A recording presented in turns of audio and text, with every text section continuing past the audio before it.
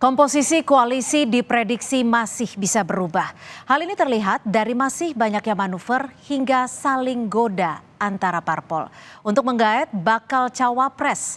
Salah satu manuver misalnya, PDI Perjuangan secara terbuka menyebut Ketua Umum PKB Muhaimin Iskandar sebagai kandidat pendamping Ganjar Pranowo. Padahal Muhaimin sudah mengikat janji koalisi dengan Partai Gerindra.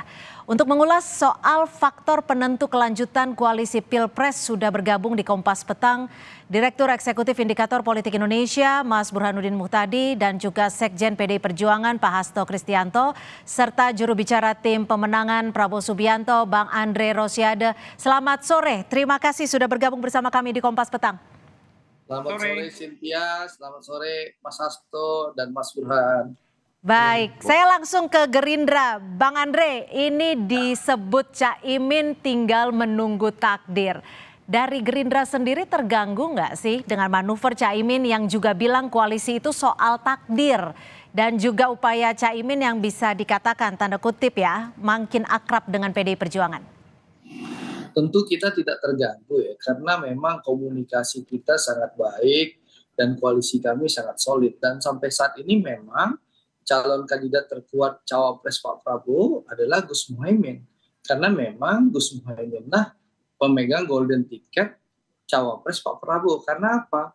Karena memang Gerindra dan PKB sudah mentandatangani piagam kerjasama Koalisi Kebangkitan Indonesia Raya, di mana dalam piagam kerjasama itu disebutkan bahwa penentuan capres dan cawapres adalah Pak Prabowo bersama-sama dengan Gus Muhaimin.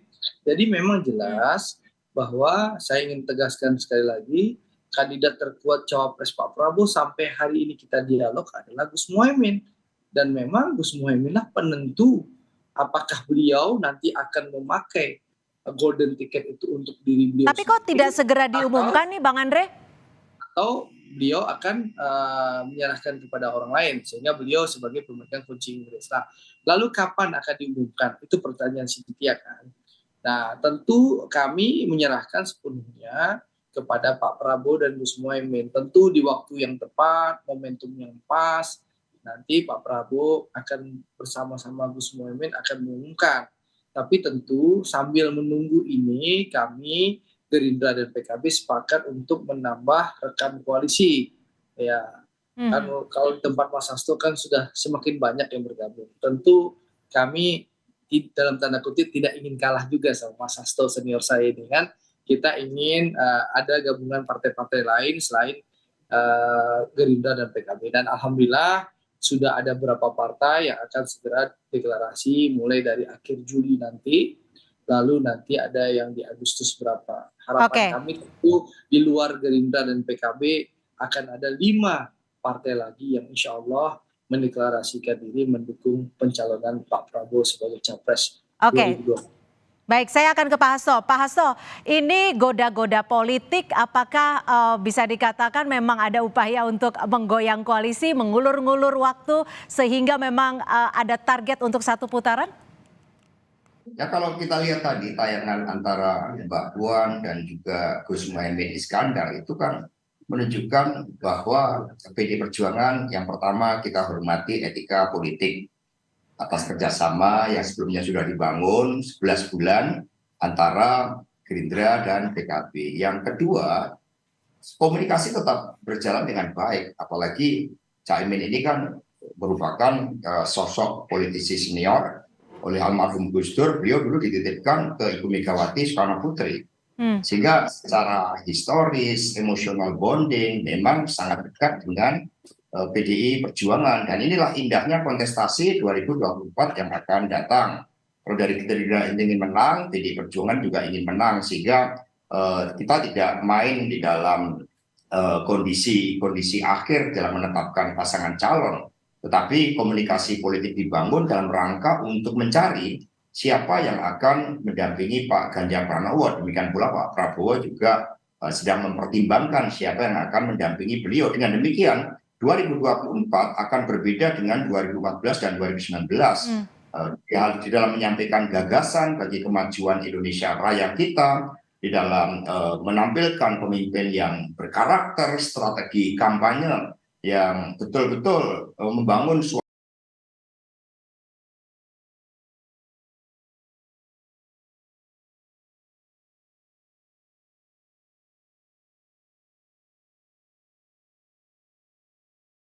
suasana politik ya mencerah. Ya kalau perbincangan sangat serius dilakukan, Sangat serius. multi approach, tetapi lagi-lagi sikap PDI kan menghormati proses kerjasama yang sebelumnya sudah dilakukan. Manakala kerjasama itu tidak dilakukan, dan ini kita tunggu sinyalnya dari Bung Andre, ya kita siap kerjasama karena PD Perjuangan suatu partai yang mengedepankan spirit gotong royong. Meskipun kami bisa maju sendiri, tetapi karena tanggung jawab bagi masa depan, tanggung jawab terhadap sejarah, kami ingin membangun suatu kerjasama yang lebih luas. Karena dari pengalaman pertama pemerintahan Presiden Jokowi dan Pak JK saat itu, dukungan 50% persatu bagi Capres dan Cawapres tidak cukup kuat tanpa mendapatkan dukungan dari parlemen. Sehingga kerjasama ini dilakukan melalui double track yang saat ini terus kami lakukan komunikasinya secara intens. Oke, baik. Saya akan ke Mas Burhan. Mas Burhan, kalau Anda melihatnya sendiri, komposisi koalisi ini kan masih cair, sekedar cair, atau akan bubar nih? Jadi ini tipikal koalisi di Indonesia ya, Cynthia. Jadi yang baru terbentuk itu kan koalisi berbasis pada mencatat keperdataan yang belum didaftarkan ke negara. Proses pendaftarannya itu nanti pas KPU membuka proses pendaftaran Capres-Cawapres. Jadi apapun bisa terjadi. Jangankan koalisi yang sudah terbentuk antara Gerindra dengan PKB, kan sudah ada KIB, Koalisi Indonesia Bersatu, yang bahkan belum pemilu juga sudah tidak tahu ke arah mana itu KIB akan berlalu. Demikian juga Mas Anies. Mas Anies sudah disebut oleh 3 partai penandatangan piagam koalisi perubahan untuk persatuan. Kalau belum didaftarkan ke KPU, anything can happen. Jadi menurut saya yang kita bicarakan sekarang itu baru koalisi di atas kertas. Belum punya nilai hukumnya di mata negara karena belum didaftarkan. Nah pertanyaannya kenapa bisa mudah pindah, mudah bubar? Karena memang koalisi di Indonesia itu tidak berbasis ideologis. Tapi koalisi berbasis pragmatisme, salah satunya ditunjukkan apakah partai yang membentuk koalisi mendapatkan insentif koalisi atau tidak. Nah, signature-nya koalisi adalah Capres dan Cawapres. Apalagi pemilunya dilakukan secara bersamaan. Jadi ada ekspektasi terkait dengan kotel efek. Jadi kalau misalnya Gus Muhaimin merasa insentif koalisi itu, yaitu sebagai Cawapres tidak didapatkan dari kubu Bung Andre, ya mungkin saja Caimin akan pindah. Tetapi apakah kemudian Bung Andre kesulitan untuk mencari mitra koalisi baru? Enggak juga.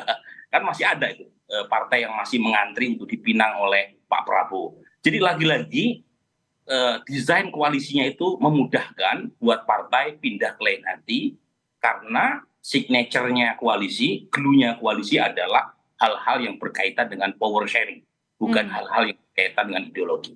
Baik, jadi kira-kira ini terkait dengan hal ini insentif apa yang bisa diberikan, kita akan kembali membahasnya usai jeda. Tetap bersama kami di Kompas Petang.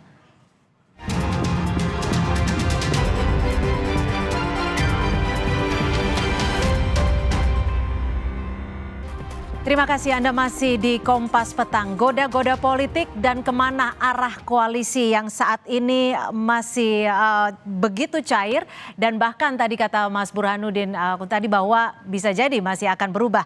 Saya masih bersama dengan Sekjen PDIP, juru bicara tim pemenangan Prabowo Subianto, dan juga Direktur Eksekutif Indikator Politik Indonesia di Kompas Petang. Saya akan ke Pak Hasto. Pak Hasto, ini kan ada 2 nama ketua umum dari di luar koalisi, ada Mas AHY, ada juga Caimin yang masuk dalam nama 5 besar bacawa pres. Kira-kira insentif politik apa nih yang bisa menarik mereka agar bisa bergabung dalam koalisi PDI Perjuangan?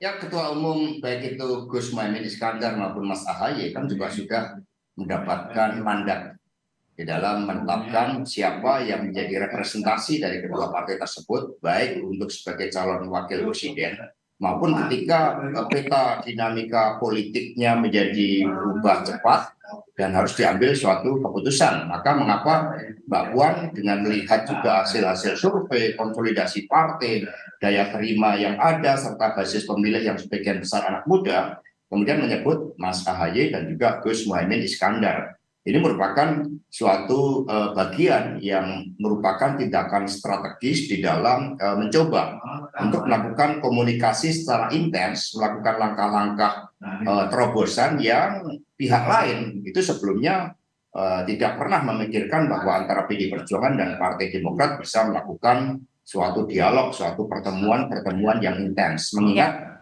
kita berharap bangsa ini baru saja mengatasi pandemi, kita punya momentum yang sangat baik untuk melakukan loncatan kemajuan setelah gerbang kemajuan itu dibuka oleh Presiden Jokowi. Dengan demikian memang diperlukan suatu konstelasi politik yang menggabungkan dari berbagai elemen-elemen kekuatan, termasuk ya siapa partai-partai mana yang akan memberikan dukungan kepada Pak Ganjar. Dengan menyebutkan adanya Mas AHY, kemudian juga Gus Muhaimin, maka ruang kerjasama itu semakin terbuka luas, tetapi juga menunjukkan bahwa proses pengerucutan itu belum selesai. Karena pendaftaran kan juga masih dilakukan pada bulan Oktober, sehingga kami memperkirakan bulan Agustus September ini adalah penggodokan, dan pada akhir September itu segala sesuatunya sudah semakin matang dan terkonsolidasi. Apakah PD akan bekerja sama dengan PKB bersama dengan Demokrat, itu nanti proses dialog politik yang akan menentukan. Masih akan jalan beberapa bulan lagi. Bang Andre, ini kan suara PKB bisa dikatakan signifikan untuk di Jawa Timur, Jawa Tengah. Ini kira-kira banyak analis yang juga mengira atau menduga ketika nama Caimin tidak disandingkan sebagai bacawa presnya Partai Gerindra ini akan keluar dari koalisi. Anda, Gerindra masih mau cari bacawa pres lain? Kan tadi saya sudah tegaskan bahwa kandidat calon wakil presiden Pak Prabowo adalah Gus Muhaimin. Dalam piagam kerjasama tadi juga saya sudah tegaskan bahwa capres dan cawapres diputuskan secara bersama-sama oleh Pak Prabowo dan Gus Muhaimin. Berarti intinya apa? Intinya tidak mungkin Gerindra meninggalkan PKB, karena kami koalisi yang sangat solid, komunikasi antar pimpinan partai sangat baik, komunikasi langsung Pak Prabowo dengan Gus Muhaimin juga sangat baik, dan kita punya komitmen yang jelas. Jadi sehingga saya ingin tegaskan sekali lagi, kami akan bersama-sama, Gerindra tidak akan meninggalkan PKB, kita berdua ini akan sama-sama datang ke KPU mengantarkan calon presiden kami Pak Prabowo, dan tentu harapannya Gerindra dan PKB akan ada partai-partai lain yang akan bergabung dalam koalisi kami. Tunggu tanggal mainnya. Insya Allah kalau dihitung akan ada 5 partai yang akan bergabung lagi di koalisi kebangkitan Indonesia Raya. Mohon doanya. Mohon doanya. Tapi kemarin saya sempat ngobrol dengan Pak Saiful Huda bahwa yang diinginkan PKB adalah Caimin sebagai bacawa presnya. Hanya itu. Ya, kita memahami itu, dan berulang kali Sekjen kami Pak Muzani ditanyakan, bahkan setelah bertemu dengan teman-teman Bulan Bintang, ada doorstop, saya ada di belakang Pak Muzani.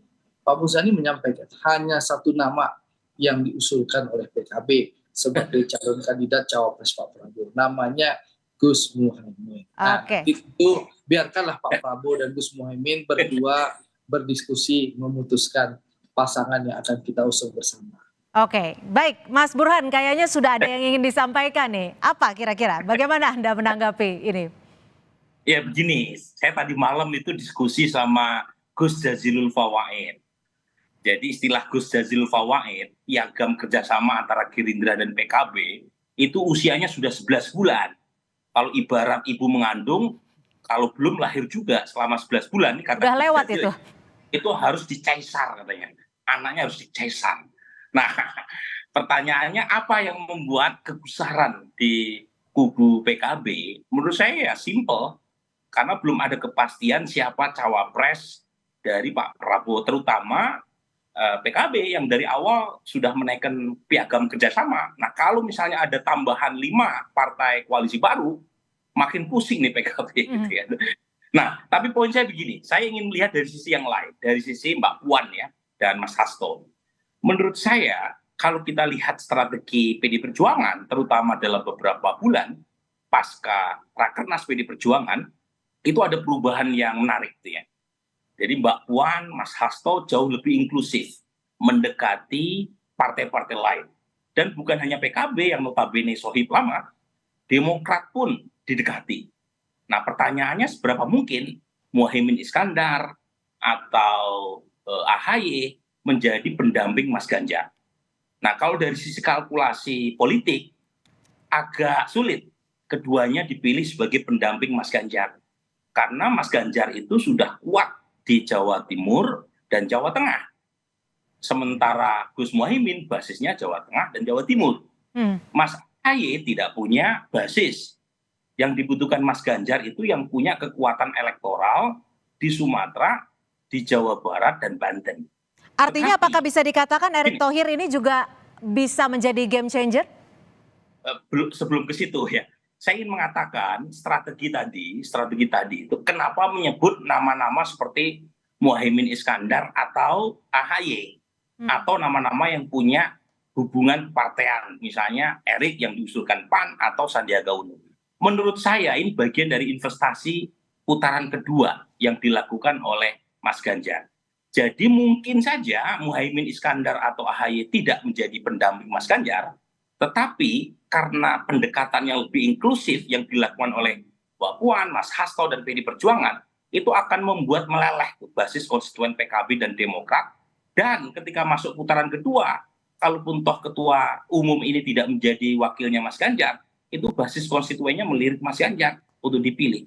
Jadi strategi investasi putaran kedua ini udah harus dipikirkan karena antara Mas Ganjar dan Pak Prabowo tidak ada yang bisa memenangkan dalam satu putaran. Gitu.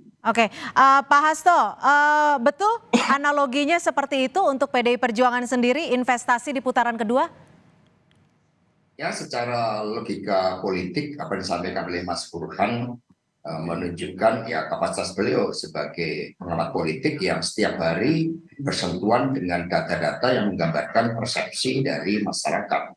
Tetapi bagi PD Perjuangan sendiri tentu melihat, mencermati dinamika politik yang ada ke depan. Karena bagaimanapun juga dua nama yang mencuat itu adalah Pak Ganjar Pranowo dan Pak Prabowo. Dan kemudian kita lihat ada tren menurun dari Pak Anies Baswedan. Ketika tren ini menurun ini terus terjadi, maka konsolidasi untuk hanya ada dua calon presiden itu akan semakin besar. Apalagi kalau kita lihat di Jawa Barat misalnya, Pak Ganjar Pranowo sudah melampaui Pak Anies. Kemudian juga di Sumatera Barat, bagaimana hegemoni dari Pak Prabowo juga masih cukup kuat di Sumatera Barat. Sehingga bisa terjadi kondisi ini dengan analisis dari Mas Burhan tadi, kemungkinan akan terjadi dua putaran, ini akan menyadarkan publik. Kalau gitu kita konsolidasikan saja terhadap pemilu untuk meminimalkan risiko-risiko politik, tapi juga berjalan secara demokratis. Kemudian rakyat merubah persepsi terhadap tokoh-tokoh yang akan dimunculkan, sehingga ke depan ini hanya akan ada dua tokoh, misalnya seperti itu. Nah, sekiranya memang ada dua putaran, proses dialog memang tidak hanya dilakukan ketika dua putaran berlangsung.